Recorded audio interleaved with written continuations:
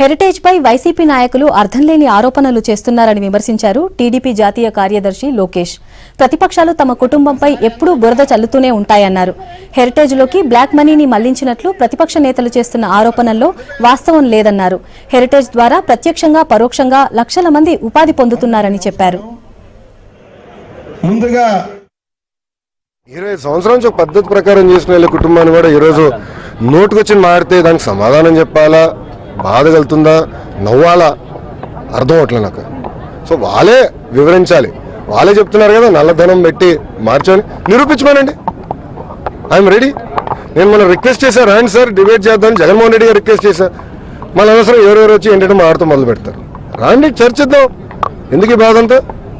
మీ కథ ఏంటో, మీరే మీ కంపెనీలు ఏంటో మాడదాం, హెరిటేజ్ గురించి కూడా మాడదాం. ఇప్పుడు వాళ్ళు చేసే ఆరోపణల వల్ల వాళ్ళు ఒకటి ఆలోచించాలి. 2 లక్షల రైతులు లేరు, మేము పాలు తీసుకుంటున్నాం భారతదేశం. 2 లక్షల రైతులు, దాదాపు 10,000 మందికి ఉద్యోగాలు కల్పిస్తున్నాం. డైరెక్ట్ ఇండైరెక్ట్ ఇంకో 2 లక్షల మందికి ఉపాధి కల్పిస్తున్నాం.